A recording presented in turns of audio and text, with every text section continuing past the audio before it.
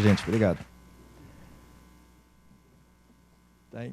Bom, eu vou falar um pouquinho aqui, acho que já ouvimos muitos palestrantes muito bons. Eu vou falar um pouquinho da minha experiência, o que eu aprendi. Eu vou falar muito o que eu fiz, vocês podem olhar na internet o que eu fiz, e vou falar um pouquinho sobre o que eu aprendi.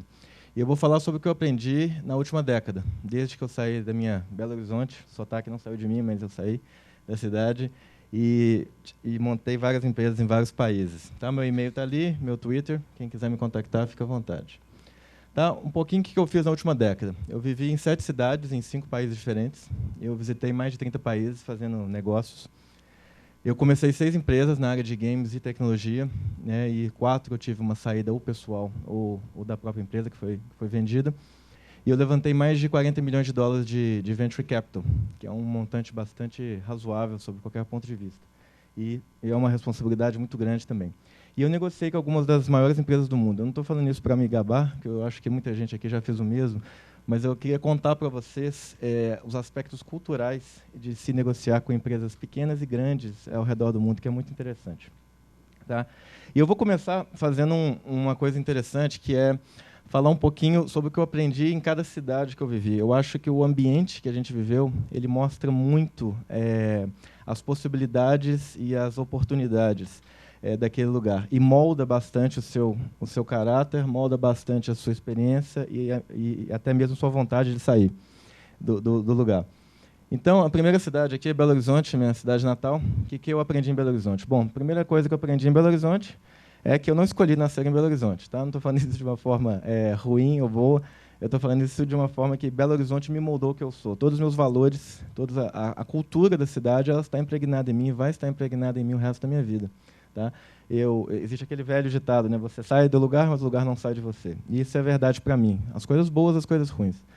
De coisas boas, eu posso citar uma coisa que o mineiro é muito bom. O mineiro é muito bom de tratar com pessoas em diversos níveis de hierarquia, desde as pessoas mais baixas até as pessoas mais altas. Isso, quando eu comecei, eu nunca imaginei que isso poderia me ajudar tanto na minha vida. E viajando por várias culturas diferentes, vários países diferentes, várias negociações e tipos de visões diferentes, eu vi que isso se tornou indispensável para eu conseguir os resultados que eu consegui. Então, isso foi uma coisa muito interessante. A outra coisa que não tão muito boa, né, que eu aprendi também, é que Belo Horizonte é uma cidade muito conservadora, né, e eu não sabia que eu era empreendedor até eu sair de Belo Horizonte. Tá? Então, daí, eu vim para São Paulo. Vivi aqui há alguns anos. Em São Paulo, eu aprendi a fazer aquilo que eu achava que eu deveria fazer. Vocês aqui, provavelmente a maioria paulista, vocês não sabem a diferença que existe entre Belo Horizonte e São Paulo. Eu falo sempre, é muito maior que a diferença entre São Paulo e Nova York, por exemplo, ou São Paulo e Tóquio, São Paulo e Xangai. É uma diferença brutal. Por quê? Porque Belo Horizonte, eu nasci numa família de classe média alta e você geralmente está no topo da pirâmide, hoje da educação, seus amigos são aquelas pessoas que são, vamos dizer assim, importantes na sociedade e tudo mais, e você fica isolado numa ilha. Né? Um amigo meu fala sempre assim, você está cercado pelas Minas Gerais, né? E não vê além daquilo. E São Paulo te mostra a meritocracia, te mostra que se você ralar, se você fizer as coisas direitinho, você vai ser bem-sucedido. Isso é algo muito, muito, muito difícil para quem sai. E eu saí muito tarde, até porque eu não tinha o DNA de ser um aventureiro vivendo no lugar que eu estava vivendo. Se eu tivesse nascido, por exemplo, no Silicon Valley, eu nem teria feito faculdade, eu teria saído da faculdade e feito o que eu queria fazer. Mas em Belo Horizonte, não. Uma sociedade conservadora. E São Paulo me deu essa oportunidade de entender isso e de sair e de aprender um pouquinho com as pessoas e ter mais referências. Tá? Depois de São Paulo, eu fui para morar na Cidade do México. Tá? A primeira coisa que eu aprendi na Cidade do México é falar espanhol. Que vocês vão falar, poxa, mas não é tão parecido. É muito parecido, mas as primeiras semanas que eu estive lá, eu não entendi absolutamente nada. Tá? E estar numa situação desconfortável dessa, né, estar num lugar onde você, por incrível que pareça, parece que é uma língua tão próxima, mas ao mesmo tempo é tão diferente, é algo muito, muito difícil. E você tem que aprender a se virar. E eu também, na Cidade do México, eu tive a minha primeira experiência de viver numa cultura diferente. É fácil falar, são latinos, são parecidos com a gente. São, de fato. Mas é uma cultura muito diferente. No México, por exemplo, você xingar as pessoas, né, igual a gente brinca, assim, seu viado, não sei o quê, é muito importante para você criar uma amizade, você criar um relacionamento. Então, tinha que xingar as pessoas e abraçar e tudo mais. E eles são muito legais, assim, mas é algo, por exemplo, que em São Paulo não é tão comum. Tá? Em Minas Gerais é mais comum, em São Paulo não é tão comum. Então, é uma coisa que foi bastante interessante. Foi o começo de uma experiência vivendo numa cultura diferente. Depois, eu fui viver em San Diego. Eu estava vivendo aqui, eu tive uma ideia, arrumei uma empresa para investir em mim, fundei uma companhia nos Estados Unidos e mudei para San Diego. Por que San Diego? Porque o meu investidor, que era a Qualcomm, era de lá. E eu tive que viver em San Diego. O que eu aprendi muito em San Diego, em primeiro lugar, além da relação com o investidor, ser importante você estar perto do investidor. Você tem que estar sempre, vamos dizer assim, a par de tudo e batendo na porta e conversando e sabendo de tudo que está acontecendo. Eu aprendi um pouco da cultura americana, né? O pessoal vai falar que, pô, a cultura americana todo mundo já sabe, todo mundo vê filme, etc. É muito diferente. Algumas coisas, por exemplo, no Brasil a gente tem que provar que a gente é honesto, a gente tem que provar que a gente está falando a verdade, né? Muitas vezes você tem que justificar, não, mas eu fiz isso por causa daquilo, sabe? Você tem que, como se fosse colocar um recibo de tudo aquilo que você fez. Nos Estados Unidos é o contrário. As pessoas acreditam em você até que você prove que você não é digno daquela confiança. Então isso muda muito na relação da empresa, por exemplo. Quando eu precisava de comprar um equipamento, vamos dizer assim, eu precisava de comprar 10 computadores. Aqui no Brasil teria uns 4, 5 layers de aprovação. Para que você precisa desse computador, o que você vai fazer com ele? Teria um questionário. Nos Estados Unidos por que você não comprou ainda? Sabe? Isso é muito diferente. No dia a dia, te deixa um pouco parado. Assim, você fica um pouco apático. Você não está acostumado a ter essa produtividade dos americanos. Lá, errar é muito importante. Aqui, errar é um erro. Né? E nos Estados Unidos, você fez alguma coisa errada, você vai que eles chamam de accountability. Você vai ser punido de alguma forma por isso. Então, meu tempo em San Diego me ensinou muito o The American Way. E, por incrível que pareça, demorou um tempo para eu me libertar. Imagina, eu vindo de Belo Horizonte e estar nos Estados Unidos, não é simples. E isso foi muito importante para a minha vivência. Depois, eu morei por vários períodos, né, por alguns meses de cada vez, em Tóquio, que, por sinal, é a minha cidade preferida no mundo, né, aqui com o Benjamin, que morou lá também. Em Tóquio, fazer negócios em Tóquio é muito diferente. Eu sempre falo que o Japão é um país fêmea, não é um país masculino, no bom sentido da palavra. Por quê? Porque é difícil entender o Japão.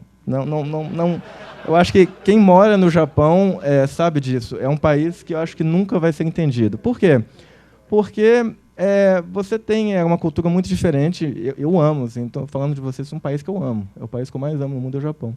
Mas assim, é uma cultura muito diferente, muitos rituais que têm que ser seguidos. Por exemplo, você dá business card com a mão, com as duas mãos, e falar algumas palavras, e não pode colocar o business card no bolso de trás da calça, porque eles querem que o business card fique no lugar que é importante para você. Então, se você coloca no bolso de trás, não pega muito bem. E várias outras coisas. Existe uma coisa no Japão chamada tatemai, que poucos estrangeiros conhecem, que o japonês nunca diz não para você. Ele fica 2 anos tendo meetings, mandando contrato e fazendo reuniões com você. Ele nunca diz não para uma reunião. Mas ele já sabe que ele não vai fechar com você. Ele fica 2 anos tendo meetings com você. E, assim, me deem alguma explicação lógica para isso. Não existe. É uma questão cultural. E eu fui aprender isso depois de 2 anos. O americano que morava lá há muito tempo, me contou que isso era uma questão cultural do Japão. E eu achando que eu estava lá, chegando lá, né? O pessoal até me falava, você é muito persistente, você está de parabéns. E, na verdade, nada aconteceu. Tá? E, assim, é um país muito diferente, é um país onde você aprende a ter percepção das coisas. O Japão é um país onde eles não mostram aquilo, não é um país imponente, né, como a China como os Estados Unidos. Então, você aprende a criar uma percepção para as coisas, a qualidade do serviço, as cores, a comida, as pessoas, os modos, até a maneira que as pessoas movem, sabe? Se você começa a reparar, você cria uma sensibilidade que é muito importante na sua vida. É mais uma coisa que te adiciona. Tá? Depois do Japão, eu não morei, mas eu fui algumas vezes e negociei na Índia. A Índia vamos dizer assim, um país muito challenging, essa é a palavra em inglês, né? Desafiador. Porque a Índia são vários países dentro de um, a gente pensa como Índia como um país, com as pessoas iguais, etc. Tem muçulmano, tem 26 línguas oficiais no país, a infraestrutura é um caos, Aprendi que fazer negócio na Índia e ser empreendedor na Índia é muito difícil e existem muitas soluções criativas. Por exemplo, a Nokia na Índia, que dominou o mercado celular na Índia, ela tinha 250 distribuidores na Índia. Vocês imaginam uma empresa multinacional ter 250 distribuidores? Por quê? Porque, no final das contas, as pessoas tinham que... Os distribuidores massas tinham que chegar nos distribuidores médios e chegar nos distribuidores pequenos para alcançar as vilas e aldeias que não tinham infraestrutura nenhuma. E essa foi uma das razões do sucesso da Nokia na Índia. Outro exemplo também, o Google Maps na Índia. Não sei se alguém já viu, é muito interessante. Né? Aqui você fala assim, pega a rua tal, vira à direita, vira à esquerda, ande 2 km. Na Índia, o Google Maps funciona assim. Você anda 100 metros, você vê um bazar do Ibrahim à direita. Após você ver a placa, você vira a segunda à esquerda. Aí você vai ver uma casa cor-de-rosa. Eu não estou brincando, é assim mesmo. E por que isso? Porque na Índia não tem praticamente ruas e direção muito bem definida, nem as pessoas que moram sabem muito bem aonde ficam as coisas. Então elas têm que perguntar para os outros. E o Google inovou e fez um negócio muito legal, que é o Google Maps indiano, que faz esse tipo de coisa, que é muito bacana. Né? E na Índia você aprende também assim, que as coisas podem ser piores do que você já viveu. Sabe? A gente vive num país que tem muita pobreza, mas nada como viver, pegar um trem e viajar na Índia e viver a pobreza da Índia e ver como as pessoas vivem sem geladeira, sem nada, sem eletricidade, sem higiene. E é um país assim com pessoas fantásticas, né? Existe uma classe média muito educada e investindo muito em educação, mas existe um outro lado assim que é muito, muito triste, muito, muito complicado. Depois da Índia, eu vivi... desculpa, em Mumbai eu não vivi, mas eu vivi em Xangai, né, na China. Como o próprio Benjamin falou muito bem, é um outro paradigma. Né? A China, eu aprendi, primeiro, a tirar meus preconceitos contra os chineses. Né? Um amigo meu me disse, quando você chegar aqui, por favor, elimine todos os seus preconceitos, você vai conhecer um novo país. E Xangai, hoje, por exemplo, é a cidade, para mim, mais impressionante, mais moderna do mundo. Né? Essa é uma foto que eu tirei de cima de um prédio em Pudong, que mostra. Outra coisa que eu aprendi, o chinês não desiste nunca, né? Tem essa propaganda que o brasileiro não desiste nunca, o chinês leva isso ao extremo. Eu faço uma piada seguinte, se você colocar 100 chineses num esgoto, jogar gás lacrimogêneo, fechar aquilo, jogar rato, jogar peste, agente laranja, em 2 anos vai ter um arranha-céu ali, sabe? É impressionante. Não, mas é sério. Só quem viveu na China que sabe disso. Uma empregada na China fala 3, 4 línguas. Eles fazem de tudo a qualquer hora, não tem tempo ruim, dormem no escritório, não comem. E é um país que viveu 200 anos de história, vamos dizer assim, bastante desfavorável e que agora está finalmente chegando ao topo do mundo. Então, eles têm essa fome, essa vontade de vencer, que eu nunca vi em nenhum país do mundo. Tá? Isso existia na América, Guerra Fria, e eu acho que hoje é a China, sem dúvida. São Francisco, bom, é fácil de falar, o berço do empreendedorismo, é um lugar que eu me sinto burro, né, no Silicon Valley todos os dias, gente de altíssimo nível ao redor de você, e é um ambiente onde ser empreendedor é cool, mais do que em qualquer lugar do mundo. Né? Mesmo na China, nos outros lugares, em Xangai ou em Tóquio, ou seja, ser empreendedor não é cool, é difícil ainda, culturalmente. Em São Francisco, ser executivo não é cool. E é um lugar onde estão, na minha opinião, as maiores mentes do mundo ainda, e é um lugar que estimula o empreendedorismo de forma que, não, na minha opinião, não existe em nenhum lugar do mundo. É onde eu moro hoje e eu fico comutâneo entre o Brasil e o Silicon Valley. Um outro exemplo aqui que me impressionou é o Santiago, no Chile.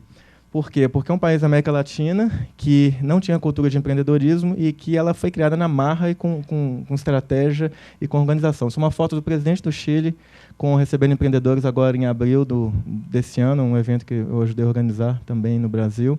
E eles têm um programa que chama Startup Chile, que é um programa para empreendedores e para movimentar a economia do país, que eles acham que o futuro é do empreendedorismo. Uma prova que, com organização, com visão e com ação, isso pode ser feito. Bom, então o que eu aprendi nisso tudo? O tempo é curto, né? O medo e a culpa são os maiores obstáculos ao empreendedorismo, sabe? Esqueçam o medo, esqueçam a culpa, sabe? Eu acho que isso advém muito da religião católica, não nada contra a religião, mas da cultura que a religião trouxe, de você ter medo, de você ter culpa de alguma coisa. Eu acho que é o maior obstáculo para quem quer ser empreendedor em qualquer lugar do mundo, né? O empreendedor tem que ser cara de pau. A ética depende do sistema. Eu vi muitos estrangeiros na China, noruegueses e suecos e japoneses, etc., fazendo coisas erradas porque eles estavam na China, o sistema não os punia. Então, eu acho que é importante saber que a ética depende do lugar. Ou seja, o brasileiro não é mais corrupto que o americano, que o chinês. É que o sistema daqui não funciona. O dia que funcionar e punir, as pessoas vão mudar. Ser autêntico ajuda muito. Isso é uma coisa que eu aprendi em Minas Gerais, ou seja, eu sou o mesmo em qualquer lugar do mundo, na China, no Japão, etc. E isso é muito bom. É difícil no início, mas as pessoas acabam te respeitando pelo que você é e não pela imagem que você quer passar. Muitas pessoas mudam as características para se adaptar ao meio. Eu nunca mudei, e isso foi muito importante para mim. Fiz algumas negociações muito boas, sendo autêntico, falando, olha, não tem nada para te dar, o que nós vamos fazer? E isso é muito importante.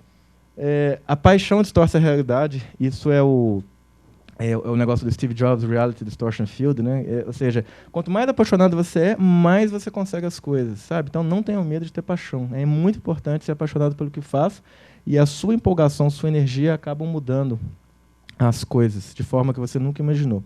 Errar é fundamental, não tenha medo de errar. Todo mundo erra, e eu já errei muito, já fiz muita bobagem na minha vida, mas isso eu aprendi, e hoje eu sou uma pessoa melhor por causa disso. E o aprendizado, eu acho, em tudo na vida, mas empreendedores também, vem com as referências. Referências de lugares, referências de pessoas, referências de pessoas que você fala desde, né, igual das pessoas mais pobres, em comunidades carentes, até as pessoas mais ricas ou políticos. Tudo é importante para você aprender. Eu acho que a referência é fundamental na vida, e eu encorajo a todas as pessoas a ser curioso, a aprender e a ter referências de tudo. Bom, eu acho que é isso. Obrigado.